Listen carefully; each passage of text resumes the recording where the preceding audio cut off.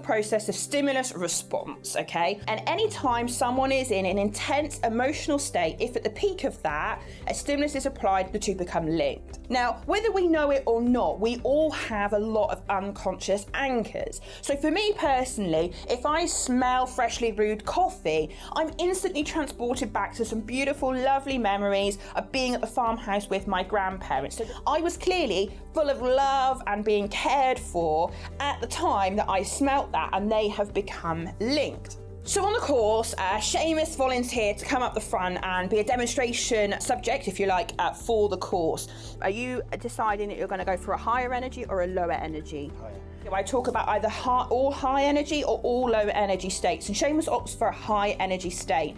Always good to go for one or the other. So we're going to do high energy. I'm choosing the first one. Because I know you can do laughter because I've seen you doing it. So I then anchor each of them in turn. Now I'm a bit cheeky in the training room, and so I always decide what the first and the last one is. So I chose laughter for him because I love anchoring laughter, and he helped choose the others. What would you like to choose that you do really, really well? It's got some energy in it.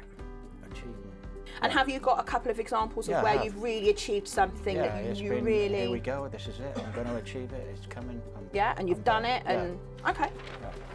I was familiar with anchoring because, you know, when you hear something on the radio and you go, oh yeah, I remember my student days or something like that. So I knew there was something going on, or something that triggered various memories and things, you know, whether it's a smell of a pie or whatever it was. In terms of how it could be beneficial to me, I wasn't too sure about that. Now, whenever I bring someone up, I always want to anchor the things that they do really, really well.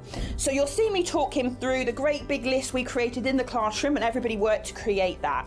And I say to him, pick the things you do really, really well. And I would have had in mind a time when he was going to use that in the future. What else do you do really, really well? Motivation, you know. Motivation, you can do motivated? I know occasions where I just want to get on with it and get dived in. A little bit anxious, you know, everybody's looking at me and will this work? It's maybe a little bit of skepticism and okay, yeah, Laura, you're on, let's see how good you are, that kind of thing. So Seamus, when we do this shortly, I'm going to touch your knuckles, is that okay? Perfectly fine. Perfect. Make a fist and just place it on your thigh. Okay, that's the client set up. Do you mind if I just move that just there? And just move it, right? Because they don't know where you need it. Now, I have to set myself up so that I can easily touch this knuckle to be able to anchor it. So when we set ourselves up, we make a fist with one hand, rest the base of the heel of your hand on it, and you want to literally be hovering a centimetre above the knuckle. That's it.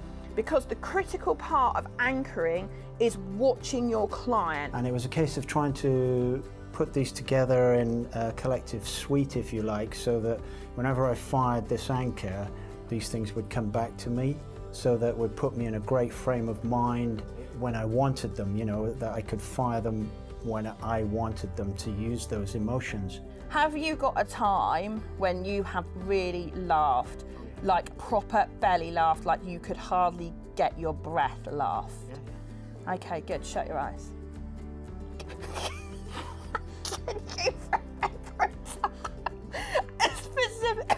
A specific time when you were really laughing and really feel those feelings. Good. You could see the state come, yes, and then it simmered around for a little bit, and then it started to decline. And it declined before I got to the end of the script. The script is kind of almost irrelevant. You can see the results for yourself when you see me test it. I think it worked really well. You could see the breathing changed while he was there, and then we saw a slight breathing shift change, and I was like, yeah, he's coming out of that. So I know that it's starting to subside. We got a nice little flicker going on as well with the eyelids, for those of you that can see it. And so the more you do this, the easier it gets. You learn to really watch your client and learn when's the breathing shift changing, where's the colour changing. I used to go through things that I wanted to do as a matter of course, and I'm thinking, okay, I'm going to go through with it. By firing the anchor when I wanted to, suddenly I was excited about it. It's something that I look forward to. Now it's a case of I'm happy and looking forward rather than just something that I have to process.